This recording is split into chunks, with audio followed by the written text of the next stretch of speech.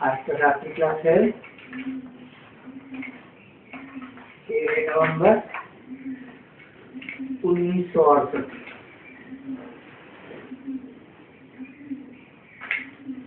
अधूरी गाड़ी है तो सभी भाइयों को ही कहेंगे।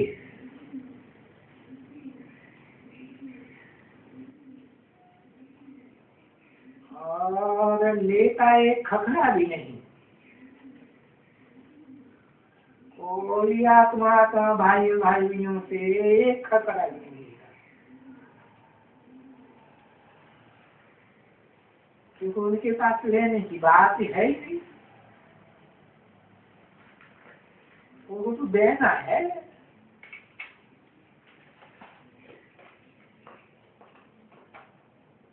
जो भी लेते हैं वो भी वापस दे देंगे। देने की बात ही नहीं है। वो क्या करेंगे?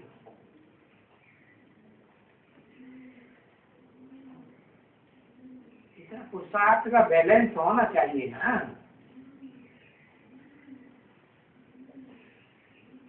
जो ऊंच से ऊंच बात को दे सके। तो बच्चों को तो खुशी का पारा चढ़ा रहना चाहिए कि हमको तो बाप से ले नहीं लेना है, देने की तो कोई बात ही। अब लेना है भी बहुत है। ये भी बच्चे जानते हैं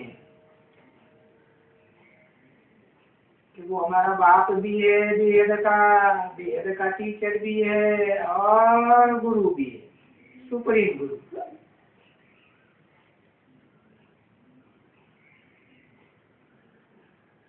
ये अच्छी तरह से जानते हैं।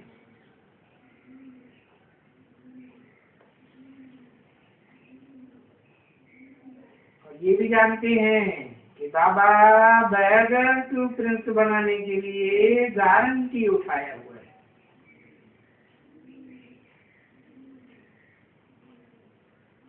जितना बैगर बनेंगे उतना बैगर टू प्रिंस बनेंगे। फुल बैगर तो फुल प्रिंस बनेंगे। इसकी गारंटी है। हालांकि सुप्रीम टीचर तो है ही बैगर टू प्रिंस बनाने वाला। तो जैसे बैगर से प्रिंस बनाने की गारंटी है, और शूटिंग पीरियड में समय की भी गारंटी है। जबरदस्ती शूटिंग जबरदस्ती नास्ती।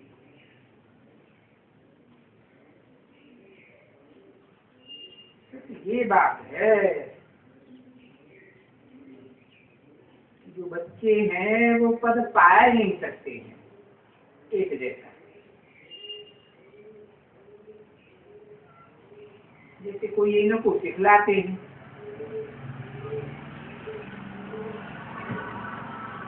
तो ये कोई की ताकत तो नहीं है ना।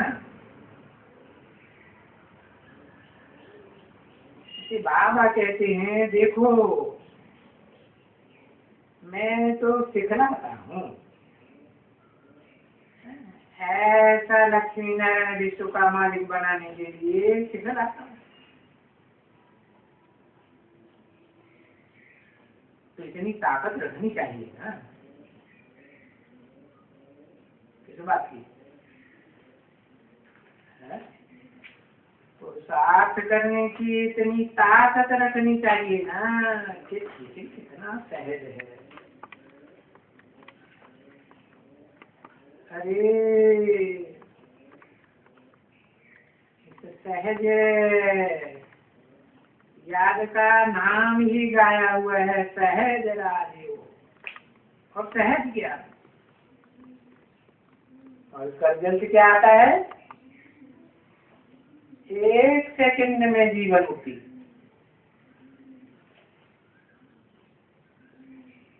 अगर सहज हो जाए अति सहज।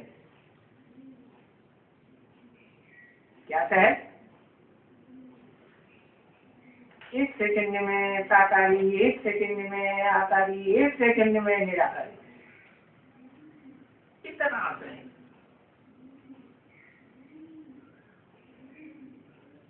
एक सेकंड में जीवन मुक्ति, ये अक्षर कितना इजी है, बिल्कुल ही। परंतु अभी बच्चों में वो ताकत नहीं है, इतनी ताकत नहीं है जो पुरुषार्थ करके मेहनत करके बाप को ऐसे याद कर सके, निरंतर याद कर सके। ऐसा कोई मिसाल होते हैं कभी?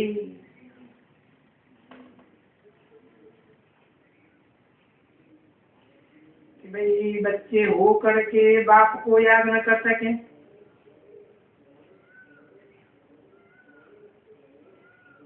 हम याद नहीं कर सके तो ऊंचे से ऊंचाई में हेरिटेज तो पाए न सके।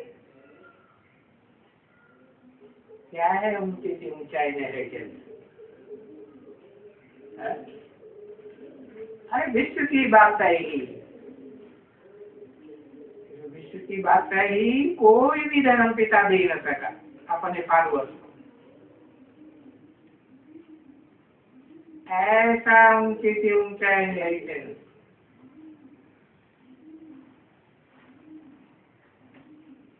तो देखो ये बाप की ये चैलेंज है ना बच्चों को।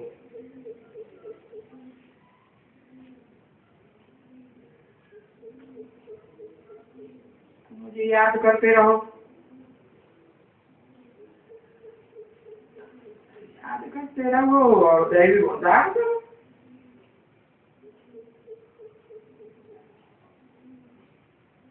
तो मैं तुमको विश्व की बातें दे दूंगा।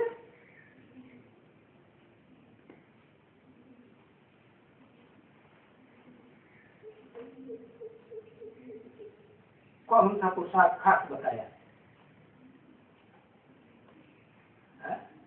याद करो। तो देखो जो पास नहीं होते हैं, पास नहीं होते हैं, है बहुत पास होना बड़ा सहज है।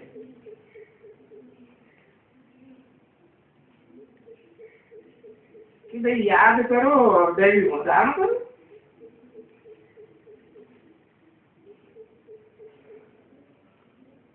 क्या याद करो? बाप को याद करो, चक्कर को याद करो। और बाप में चक्कर भी तो समाया हुआ है। कौन से बाप में? बाप तो दुनिया में ढेर हैं, जन्म जन्म के बाप हैं। फिर धर्म पिताएं भी बाप हैं। धर्म पिताएं साकार ही होते हैं, निराकार होते हैं क्या? साकार भी होते हैं, निराकार उनमें आत्मा होती है। तो चक्कर को याद करो। हाँ, साकार में निराकारी। हाँ, जो मनुष्य सृष्टि का बाप है, जो आत्मा सारी मनुष्य सृष्टि का बाप है, उसमें सारा चक्कर बना हुआ। चक्कर बन ये सृष्टि चक्र आदि मध्य अंत, जबकि उसका आदि है ही नहीं, वो तो अनादि चलता ही, चक्कर चलता ही रहता है, कभी बंद होता ही नहीं। तो सिर्फ चक्कर को याद करो बस ना, और तो कुछ बात नहीं है ना। तो ये सृष्टि के आदि मध्य और अंत को जानो। अब मुझे तो जान गए,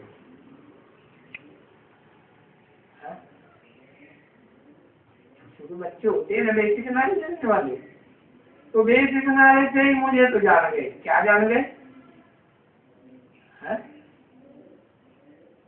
जैसे तुम आत्मा निराकार ज्योति बिंदु, वैसे मैं भी ज्योति बिंदु।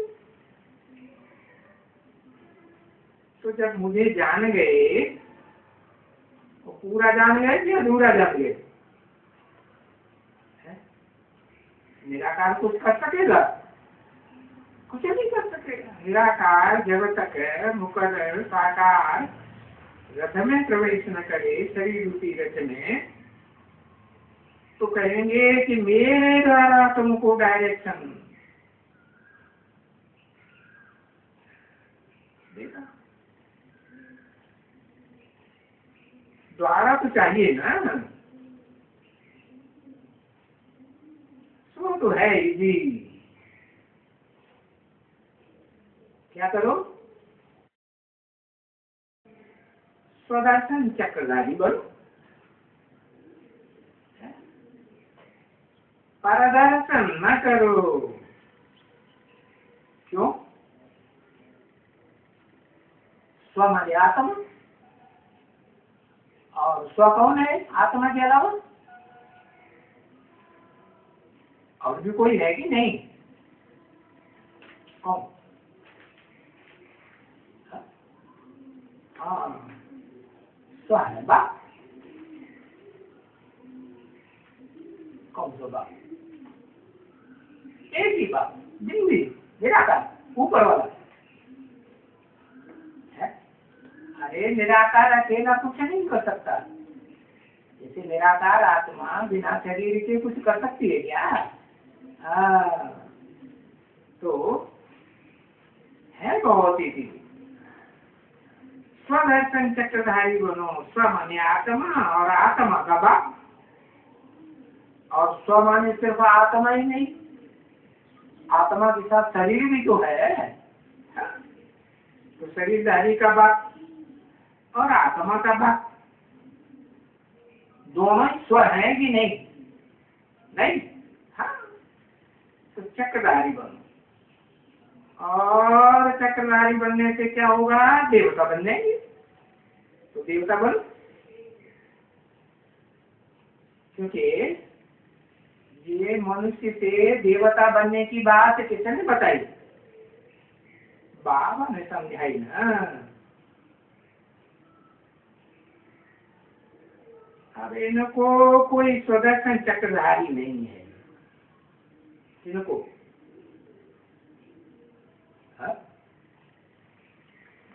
अरे इनको कैसे? तो बाजू वाला कौन है? ब्रह्मा बाबा को कहा ना, इनको कोई स्वदर्शन चक्रधारी नहीं है। क्यों? इनको क्यों नहीं है ब्रह्मा बाबा को? क्योंकि ये तो शरीर रहते रहते पूरा चक्कर लगाते ही नहीं।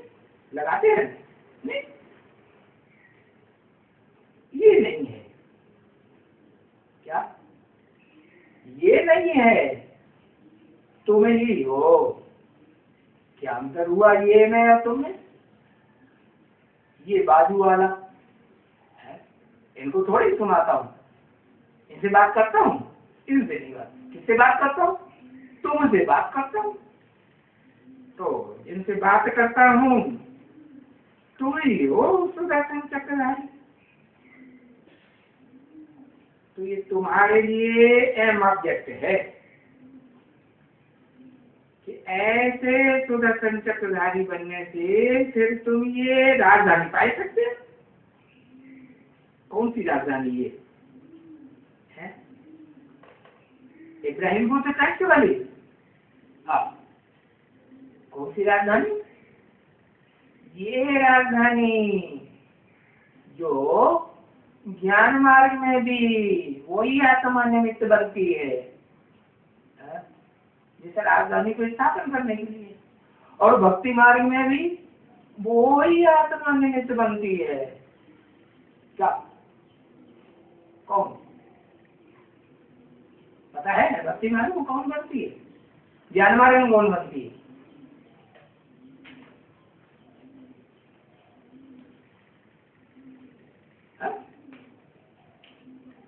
अरे एक अक्षर भी बहुत नहीं आता, लिखा पट्टी करते। ज्ञान मार्ग में एक ही आत्मा निमित्त बनती है। निमित्त साकार को कहा जाता है, शिव को नहीं कहा जाता। क्या? हाँ, निमित्त जो बनती है वो साकार में मनुष्य सृष्टि का बाप आदम, वो ज्ञान मार्ग में भी निमित्त बनता है। कौन सी राजधानी स्थापन करने के लिए पता है? हाँ, सत्य राजधानी। कौन सी है सत्य और कौन सी है झूठ है? सूर्यवंशी राजधानी। सूर्यवंशी राजधानी क्या नाम है उसका? ये तो गुण हो गया, सूर्यवंशी, चंद्रवंशी, इस्लामवंशी, बौद्धवंशी। उस राजधानी का कोई नाम है?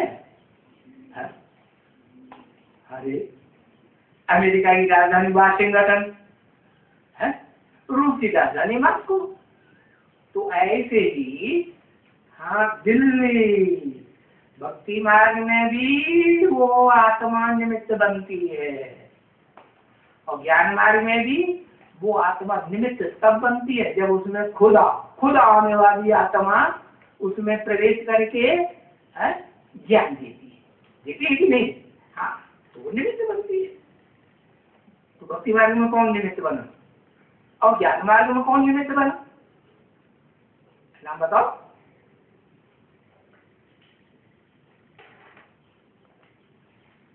हाँ, ओहो, भक्ति मार्ग में और ज्ञान मार्ग में अलग अलग नाम बताओ।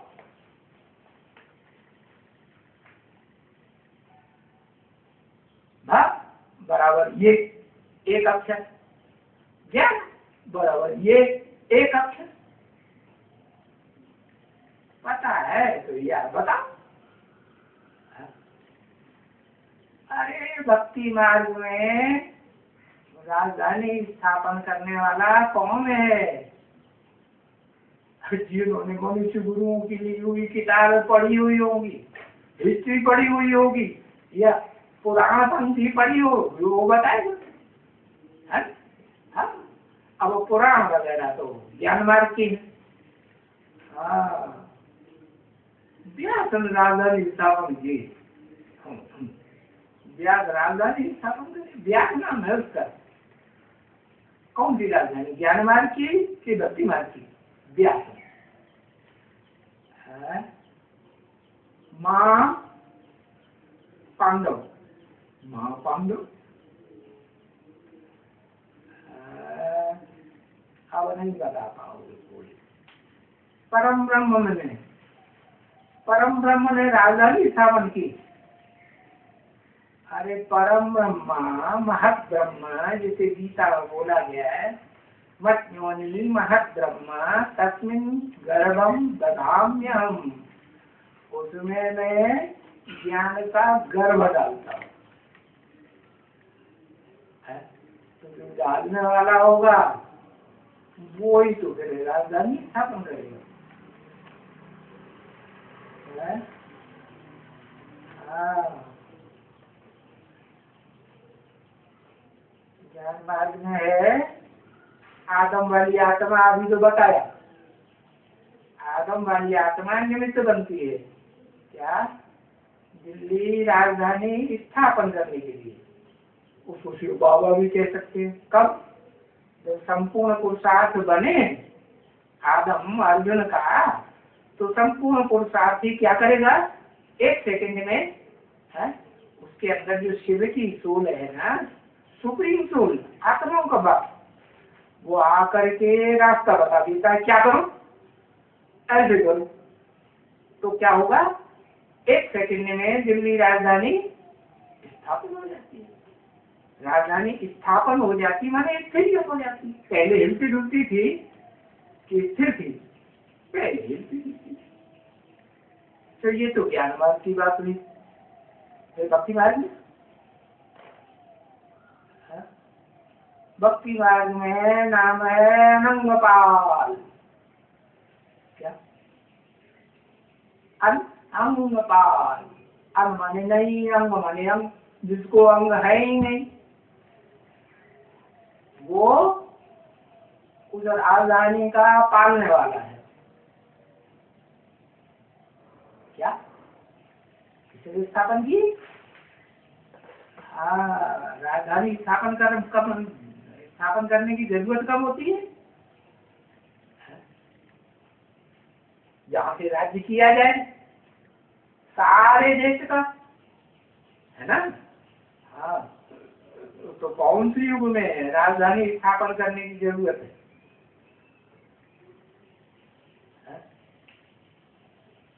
सब धर्म वालों में बहुत मारामारी होती है, वो कौन सी युग में होती है? द्वापर में सब धर्म वाले लड़ते हैं। कलयुग में, हाँ, तो कलयुग के आदि में राजधानी स्थापन की, नाम दिया रंगपाल, जिसको अंग है ही नहीं। ऐसा कौन होता है जिसको अंग ही न हो, नाक आँख कान कर्मेंद्रियां वगैरह हो इनमें? ऐसा कोई है? कोई नहीं। कौन है? शिव है। वो कैसे राजधानी स्थापन करेगा? हाँ,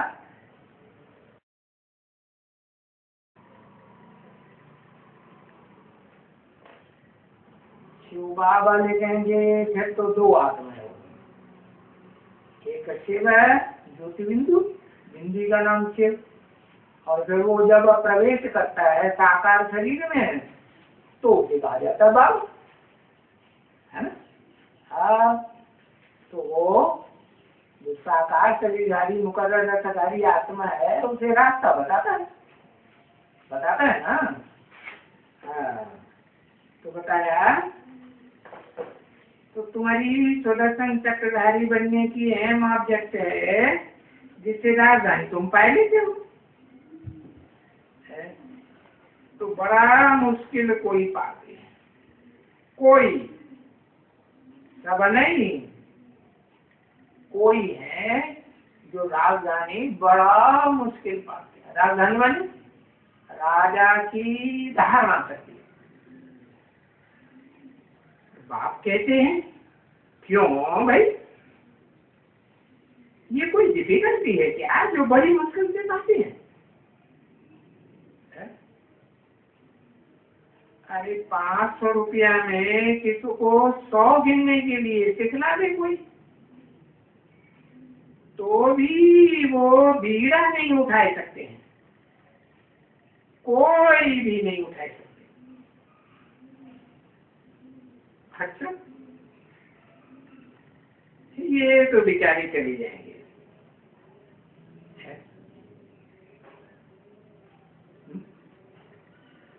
ये तो बेचारे चले जाएंगे। कौन कौन चले जाएंगे? ये सब बेचारे हो गए। पर यहाँ रहने वालों में से भी कोई होगा जो पीड़ा उठाई सकते हैं।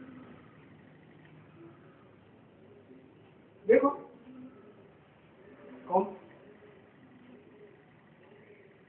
ये जो 500-700 करोड़ जो भी मनुष्य मात्र हैं इस दुनिया के, है कि नहीं, बीज रूप आत्मा में हो, आधारभूत जड़ों में हो, सृष्टि रूपी वृक्ष की जड़ें भी तो होती हैं, नहीं?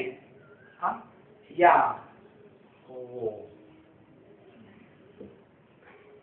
धाम में आने वाले जो डायरेक्ट सृष्टि रूपी रंगमंच पर धर्म पिताएं हैं, है ना, जो खुद नीचे गिरते हैं और अपने फॉलोअर्स को भी नीचे गिराते हैं, तो वो और उनके फॉलोअर्स कोई भी बीड़ा नहीं उठाए। क्या कौन कौन धर्म पिताएं हैं जो नीचे गिरते हैं? सब सब। अरे कोई तो ऐसा होगा जो कभी ऊपर भी उठता होगा। एक है क्या, आदि सनातन देवी देवता धर्म का स्थापक, उसमें भी जब सुप्रीम सोल आकर के मुकर्रर रूप से प्रवेश करे तब वो निमित्त बनता है। तो वो बीड़ा उठाते हैं।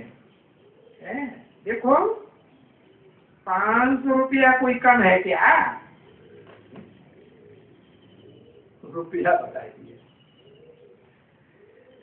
कंसंट्रेशन में बैठते हैं तब गिनती हो पाती है, बुद्धि से काम लेते हैं, या तो फिर विचार सागर मंथन करते हैं। सागर तो बहुत गहरा अथाह गहरा, तो सागर का मंथन करते हैं। सागर में कचरा होता है कि नहीं? कचरा भी होता है और रतन भी होते हैं। तो बॉटम में जाएगा तब कचरा और रतन मिलेंगे कि ऊपर मिल जाएगा? बॉटम में जाएंगे तो कचरा भी पड़ा हुआ होगा इकट्ठा, और सागर में रतन भी है। रत्ना घर कहा जाता है ना, रत्नों का आधार बंदा। तो विचार सागर मंथन करते हैं तो गिनती पूरी कर सकते हैं।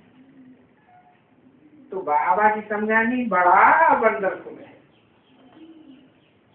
और बड़ा इजी भी है, और वंडरफुल दुनिया का मालिक बनेगा है। देखो वंडर ऑफ द वर्ल्ड है ना क्या? अरे सारी दुनिया का सबसे बड़ा वंडर क्या है? कुछ बताया कि नहीं? 20 बार बताया होगा। एक अक्षर लिखने में मुसीबत सर। हाँ बात बिल्कुल बहुत बढ़िया बताया। एक अक्षर लिख दिया करो, समझ जाएंगे। पूरा लिखने की दरकार नहीं। वंडर ऑफ द वर्ल्ड है ना, इसको कहेंगे one wonder in the world, best wonder of the world. Sir अब माया के देखो 7 वंडर्स कहते हैं। पहले कहते थे 7 वंडर्स जब ब्रह्मा बाबा जीवित थे, हैं? और अभी तो भारत ने एक और मूर्ति किसी नेता की बनाई थी बहुत ऊंची, तो सब देखने के जाते हैं। तो एक और वंडर बन गया है। और भी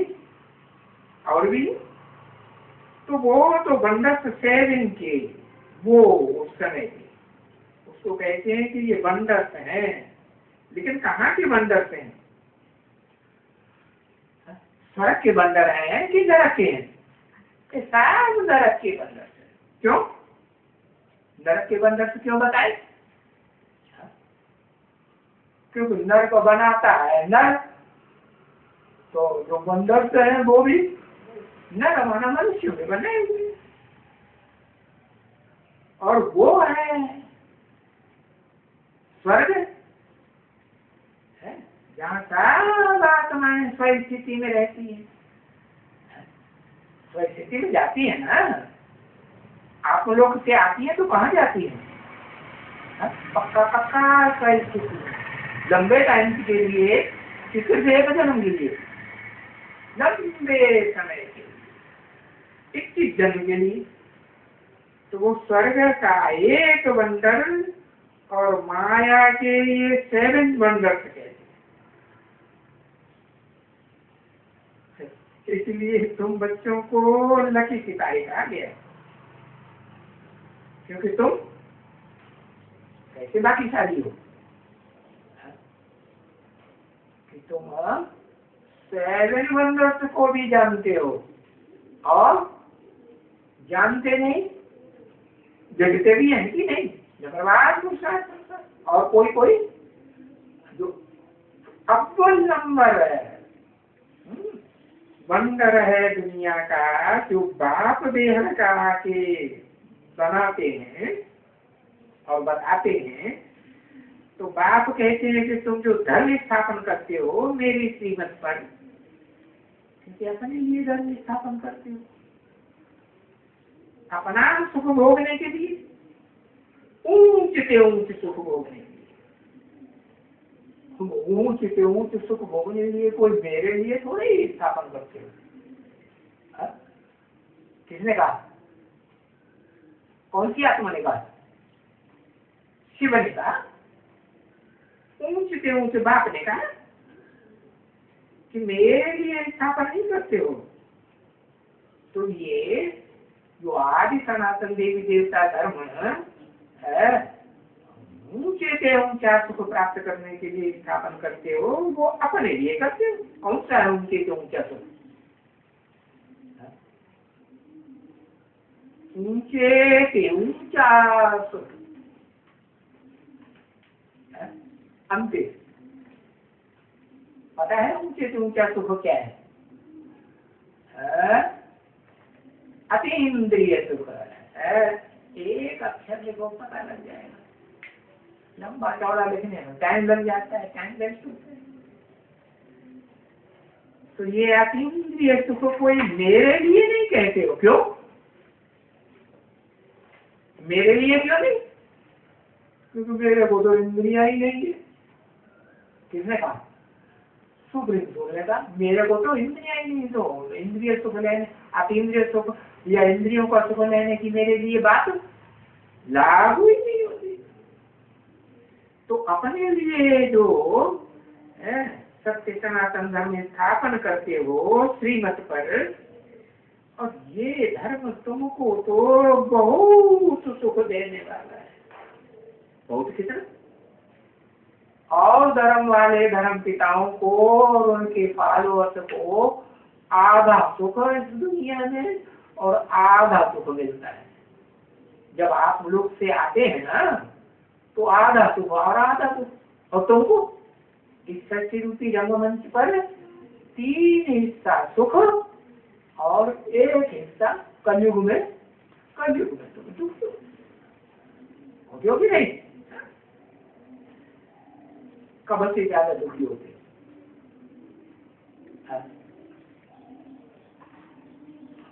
और दुखी होने वालों में पहला नंबर किसका है? कोई है हिस्ट्री में? हाँ, कलयुग में दुखी होते हो। कलयुग चौथा नंबर युग है ना, तो 1/4 नंबर हो गया 12.5 वर्ष। तो तुम जो दुख भोगते हो उसमें अव्वल नंबर कौन है? उसका नाम बताओ, जो पहले दुख भोगना शुरू करता है। विक्रमादित्य तो द्वापर युग के आदि में होता है, कलयुग में थोड़ा ही होता है। प्रिंस